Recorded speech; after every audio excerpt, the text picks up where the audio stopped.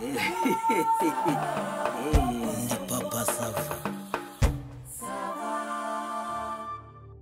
Yataba imbabazi zawe Uwiteka Nyiringabo, banarabaye kabwera cyangwa nora amashashi. Yataba imbabazi zawe Uwiteka Nyiringabo, banarabaye kabwera cyangwa nora amashashi. Oh, yataba imbabazi zawe Uwiteka Nyiringabo, banarabaye kabwera cyangwa nora amashashi.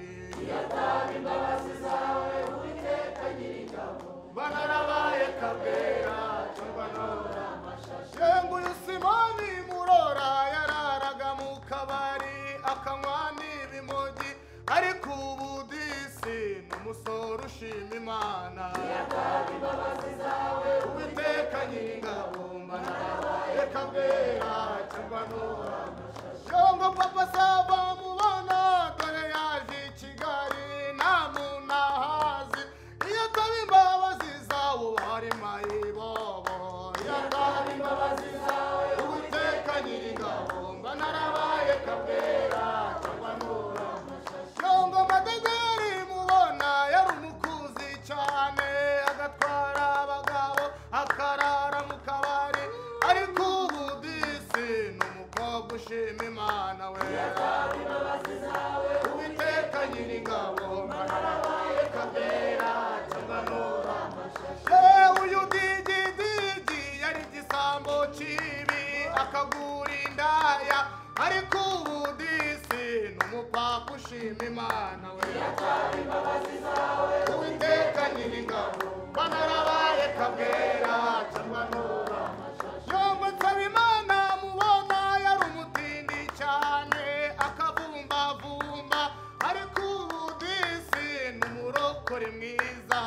Yataba imbabazi zawe Uwiteka Nyiringabo, banarabaye kabwera cyangwa nora amashashi. Iyo banarabaye kabwera cyangwa nora amashashi. Banarabaye kabwera cyangwa nora amashashi. Ingo Dativa mubona yajyaga mu bapfumu agatanga inzaratsi agakunda uburozi, ariko ubu disi n'umuvugabutumwa mwiza. Yataba imbabazi zawe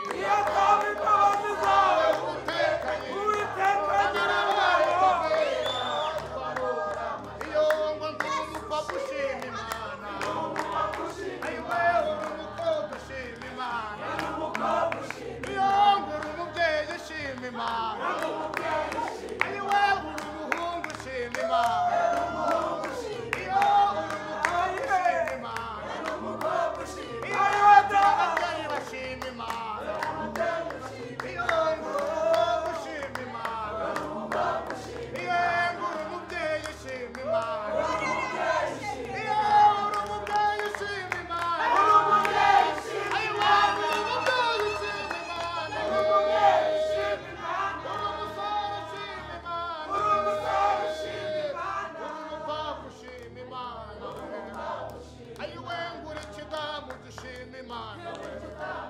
ayiwe uri igipapa gishima imana iyo ngura umugabo ushima imana ayiwe ngura umugabo ushima imana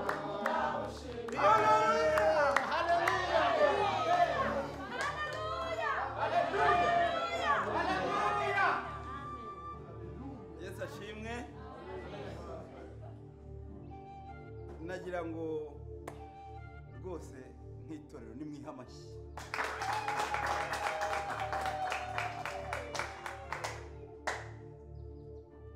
Iyi ndirimbo Rugaba iyi korosi azamuye irongeye ishyira ahandi hantu. Ruga ngo aba yaragize ate imbwa ngo atore ki nimwumve di nimwumve kugenda yarundana. Amina. Reka rero dukomeze gahunda zacu. Ngira ngo ntago mvuga byinshi, ibihe turimo nibyo kwishima. Murabona aho tugenda twerekeza nyine, tugenda tuzamuka twerekeza. Reka no kwizimba mu magambo, reka pasiteri umukozi w'Imana dufatanya umurimo w'Imana, ariko namwe nk'abavanyemo da nahaguruka tugezeho gahunda rero ikomeje. Arakoze pasiteri mugenzi wanjye Ndimbati, nkuko tumaze akanya ahangaha cyawongeraho umukuru ari ibyo byose ahora asetsa. Rero nkuko twatangiye twasenze twahimbaje Imana yanezerewe, ubu imigisha rwose kubamanukira ni ya yindi iriyongera ku yindi, mbese ni amata n'amavuta byawe. Rero nkuko twatangiye dusenga ukabona buri wese arakenkemuye mu maso no ku mutima, ndabona ariko bimeze rwose. Umwuka ari aha hantu yabamanukiye, yabahaye byose. Ariko ngira ngo nkuko bana b'Imana twabivuganye ku materaniro y'ubushize, twafashe umwanzuro wo gukora icyiza, ibyo dukora ntibibe ibyo tuvuga ntibibe mu magambo gusa, ahubwo bikajya no mu bikorwa. Muribuka ikintu cyiza mwatekereje buri wese agikuye ku mutima, ni ukuvuga ngo roho nzima mu mubiri muzima. Muzi yuko twateguye igikorwa cy'indashyikirwa cyo guha umwe mu bavandimwe bacu inka. Inka rwose umuvandimwe wacu Didasiyana tubanye igihe kirekire muri iri teraniro ryacu adasiba, uko yitangira umurimo nk'uko namwe mwitanga, twese twamuhurijeho ngo uyu munsi niwe uramukiwe, ko uyu munsi ari uramukiwe. Rero twamwemereye inka y'umukamo rwose izakamirwa abana asanganywe, ndetse n'umuvaburaya mushya twitegura mu minsi iri imbere. Imana yabivuze ikanabikora, izanabisohoza pe. Rero ndagira ngo umuvandimwe wacu wa wundi utugerera mu gaseke atubwire uko byifashe. Didasiyana twamugeneye iyo nka ihwanye n'ibihumbi 300. Turagira ngo rero utubwire no mu gaseke uko byifashe. Turabavandimwe dusangiye umurimo, tumenye mbese n'ikigiyemo, kuko buryo ubwitange bwanyu bunaherutese ko twakozemo tugakora iki, agaseke kagumira aho ngaho. Nuko rero mujya mwitanga, ndetse bitavanyeho na bya bikorwa musanganywe byo kugirirana neza, kandi tukagirira neza n'abanyamahanga nabo tudasangiye umurimo. None se imbuto uko twagiye tuzera, Ndimbati ntiyaje akambwiriza akabwiriza n'uriya papa Sava akabwiriza digidigi nuko inkuru nziza ikamamara muri twebwe tukaza tukitangira umurimo by'agahebuzo n'abandi bazaza bitewe n'imbuto twera n'imbuto twera. Dafi umwanya n'uwawe rero umwanya n'uwawe wahaguruka ukatubwira ibyo 300 mu mwanya tukabishyikiriza umuvandimwe. Amen.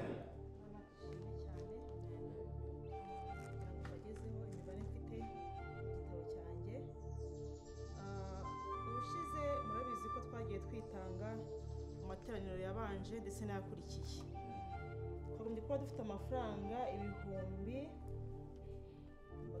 muri kesi, ariko ubu ngubu ntabwo ariyo mfiteho amafaranga 150 niyo mfite muri kesi. Ni ukuvuga ngo ku itariki 18 z'ukwezi gushize Ndimbati yarambwiye ngo ni mu amafaranga 50,000 ngo afite ikibazo cyihutirwa, nuko nyine nk'umushumba ndayamuhereza. Kugeza aho gatoya ugakuba muri komite ibyo bintu urabizi. Nari ngikomeza wenda mwasakuza kuvuga. Komeza turakomeza. Ubwo no kuva Ndimbati namuhaye. Ni 50,000 si cyo kibazo. Ndimbati. Yego, Ndimbati namuhaye amafaranga 50,000 mpamagaye itariki 18.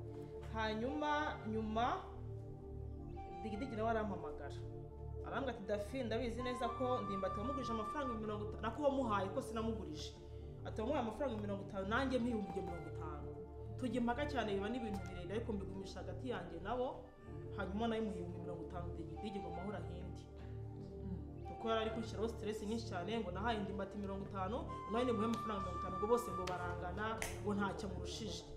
Numvise ngiye imaze kunzengereza ndavuga reka mfata amafaranga 50,000 ya digidigi amahoro ahindi.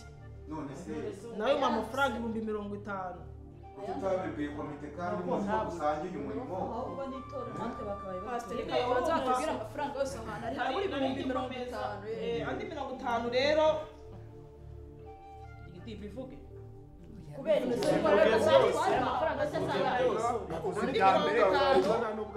andi 50,000 digidigi na Ndimbati n'abandi bagabo babiri inshuti zabo bari bicaye ahantu ngo bari gusangira ngo fanta barangije bari bicaye ahantu ngo muri restaurant bari gusangira icyayi n'ibiryo ndakeka barampamagara nibereye mu rugo barambwira ati Dafi do amafaranga 50,000 twishyure facture twabuze icyo twishyura ndabwira ni se ndabaha amafaranga 50,000 gute nyine tujya impaka nyinshi cyane bagomba kuyavuga kuko abantu twari turi kumwe torero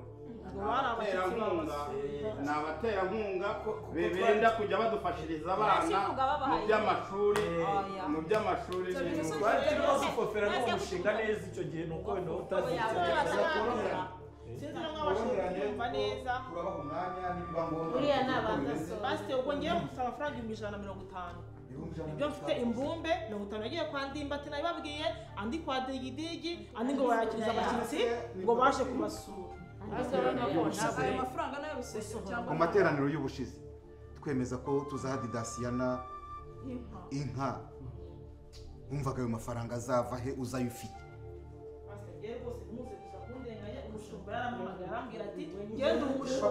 Afite ikibazo nagira ngo nk'uko ari uwigeze kubikomozaho nawe wabikomojeho ko Rugaba ari muri komite ncungamutungo na dativa ibyo bintu barabizi rwose ku bwanjye ntabyo nzi kereka niba Rugaba bizi vuga cyane twese tubyumvire narigize ni ntabyo nzi kereka niba Rugaba bizi ubwo ko ntabure nawe afite ikintu abiziho cyangwa afite kuri babizanye nanjye ntabyo nzi rwose yaho umushumba yahamagaye antera n'ubwo arangira ngo nimureba urumva ngo ntanamuhaye ngo bashyiraho n'undi muntu ngo muko ntabure ngo ntabwo ndi bashyiraho gutase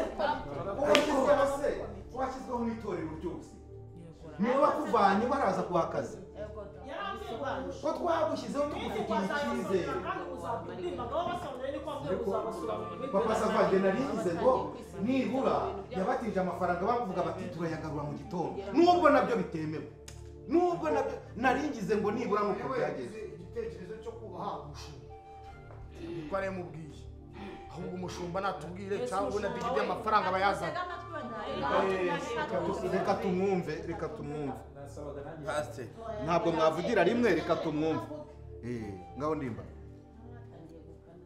waba wicaye gatoya nk'uko mubizi koko ninjye muyobozi w'iri torero igihe cyose gikora rijya bivuze neza. Ayo mafaranga rero ni na byiza ko bayababwiye muri raporo. Nibyo hari ayo nashatse gusobanura. Ntabwo abantu bava mu mahanga baje kudusura ngo duteranye komite, kandi akamaro badufitiye ari ako kuzagirira abana bacu akamaro. Papa Sava agiye i Burayi byakubabaza. Ayo ngayo nuko yagenze. Wowe impamvu uvuga ari we nuko abaye bose babaye abagore nta wagenda, ariko abuzukuru ntabwo ari umuryango ukomokaho wa hafi. Reka rero two kuburana, hanyuma 50,000 nakuyeho nibyo kuko nabikuyeho, ariko rwose murabibona n'udufaranga navanyeho tw'umunsi mukuru w'ubunani. Ntabwo bwari kuba ngo umuntu afite itorero ringana ritya umuntu abure, ahubwo hari nabyo nanagira ngo mbabwire ibyo byo kuba wenda twanatanga n'inka kwa Didansiyene, inka ntizishira, ariko ubunani buragenda bukavaho tugategereza ubundi. Nayo ngayo twebwe abakristo numva rero narikoreye. twebwe twarabwiriwe turakurara None se ubunani mugeni w'abashumba umugeni w'abashumba mutuze gato turebe ukuntu twacoca iki kintu, sibyo? Hari imvugo ikomeretsa umutima. Kuba umuntu yafata ibintu ntitubizi, nimwe mwabitanze byabavuye mu maboko, yarangiza akanishongora. Reka tubivuge twerure, urabe nawe utagiye gukomeretsa imitima y'abantu nkuko ngaho nawe atubwira nawe 50. Ndumva navuga nicaye, ndumva nta kibazo. Ndumva navuga nicaye, ndumva ntacyo bitwaye. Murakoze. Ngira ngo ntabwo rwose ngiye ngendere kuba nababaza imitima y'abakristo n'abizera, nta mpamvu. Ariko umushumba bivuze neza haruguru. Mu minsi 365 isaga, ngira ngo twakoze akazi kenshi duhesha umugisha abantu benshi muranga. Mwarabibonye ubwoko bw'Imana ntako tutagize. Twarigomwe turara amajoro tutarya tutaryama kugira ngo ijambo ry'Imana n'itorero rikomeze ritere imbere. Abavandimwe murabazi hari benshi baburaraga, ariko ngo Uwiteka ari gutanga umugisha murajya mugahetse gatoya w'imvangira. Murarya mugahaga mumeze neza. Kuba rero umushumba yari yakuye 50,000 nkuko bivuze haruguru byarabaye koko. Nanjye mu gitondo ndicara ndavuga ni ntabwo byaba bigaragara neza muri iyi minsi ya nyuma y'umwaka, nanjye nk'umwingenzi ukomeye mukuru muri iri torero riyobowe n'umushumba wacu Ndimbati, nanjye ndicara ndavuga nti nta mafaranga makeya, kubera yuko byagaragaraga yuko n'uyu munsi hari gahunda y'ubundi bwitange. Ndavuga n'ubundi turakomereza muri uwo mujyo kuko Imana iri gutanga umugisha amafaranga yuzure. Ntabwo rero twacira inka amabere, ntabwo twacira inka amabere. Ibintu rero ntabwo twabigumamo gutya, murabizi ko hari gahunda yindi dufite y'umukobwa tugomba kujya gushyingira. Igitekerezo nanjye wacizanye. Twari twemeje inka yo guhande none ku munota wa nyuma ni nkaho dusebye. Abadusebeje ni abatuyobora. Ikindi ngiye navugaga ibi bintu tukabyanzura, amafaranga y'itorero si umutungo bwite w'abayobozi, si umutungo bwite wa muntu. Rero uko nabyumvaga njye numvaga bakora raporo yose uko imeze n'uwagiye ayabaha atabajije bagenzi be bana muri kumwe bakurenganya iki bakazana imitungo hano dusigaranye n'ibiyo nkivamo tukayishaka n'ibitavamo tukabimenya tugahindura komite tugahindura bafata amafaranga arifasha abantu oya turi kurwana intambara y'umwuka turarwana intambara y'umwuka ntishyira mu mubiri oya iyi ntambara mwiyigiramo